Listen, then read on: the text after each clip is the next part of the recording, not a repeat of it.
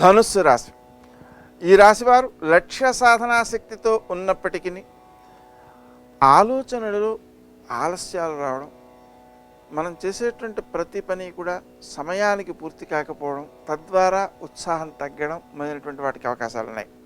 ఆ దోషాలను అధిగమించడం కోసం ప్రతి శనివారము ఒక 1/2 కేజీ నల్ల నువ్వులతో శివునికి పూజ చేసి ఆ నువ్వులను బెల్లము కలిపి ఆవులకు పెట్టడం చాలా శ్రేయస్సును కలగజేస్తుంటుంది.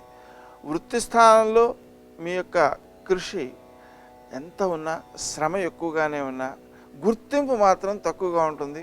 దానికి కూడా కారణాలు అపార్థాలే. అందువలన ఈ అపార్థాలు, మనం చేయని తప్పులు మన మీద పడుతూ ఉండడం మొదలైనటువంటి దోషాలను అధిగమించడం కోసం ప్రతి సంకష్టహర చతుర్థికి కూడా ఆ వ్రతాన్ని ఆచరించుకోవడం చాలా మేలు చేస్తుంది. ఇతరుల యొక్క సహకారం లభించనందువలన స్వయంగానే అన్ని పనులు చేసుకురావడం వలన అలసట ఎక్కువ అవుతుంటుంది, సమయం కూడా ఎక్కువ గడిచిపోతుంటుంది. వృత్తి స్థానంలో మీ యొక్క పై అధికారులు, అలాగే స్త్రీ సహోద్యోగులు మొదలైనటువంటి వారి వలన కొంతవరకు సహకారం లభించడంతో ముందడుగు వేయగలుగుతారు. మీకు వచ్చేటువంటి ఆలోచనలలో నైపుణ్యానికి తోడు ఉద్రేకం కూడా ఎక్కువగా ఉంటుంది. అందువలన ఆ ఉద్రేకాన్ని అధిగమించడం కోసం ధ్యానము, ప్రాణాయామము మొదలైనటువంటి చర్యలను చేపట్టినట్లయితే ఆ దోషాలను మీరు అధిగమించగలుగుతారు. వ్యాయామ ప్రాణాయామాదుల ద్వారా మీ ఆరోగ్యాన్ని కూడా కాపాడుకోగలుగుతారు. వృత్తి స్థానంలో చేసేటువంటి ఇతరులు ఎవరైతే ఉన్నారో వారితో సయోధ్యను పెంచుకోవడం, వీలంతగా తక్కువగా మాట్లాడడం, వారికి సహకరించడానికి ప్రయత్నం చేయటం, దీని ద్వారా మీ గౌరవాన్ని పెంపొందించుకోగలుగుతారు.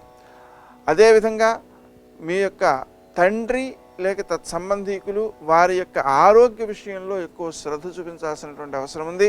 ఈ క్రీమచ్యుతానంత గోవింద అనేటువంటి మంత్రం వారి ఆరోగ్య విషయంలో కూడా మీకు సహకరించేదిగా ఉంటుంది. ఇక్కడ 2 రూపాల్లో మనం ఆలోచన చేయాలి.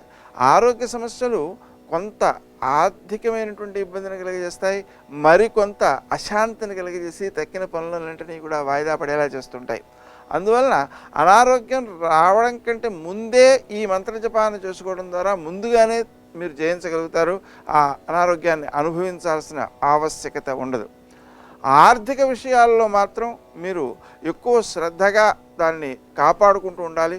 మొదట ప్రతి ఖర్చు కూడా అవసరమైన ఖర్చుగానే భావన కలుగుతుంటుంది. ఖర్చు చేసిన తర్వాత అనవసరమైన ఖర్చు అనే భావన కలుగుతుంటుంది.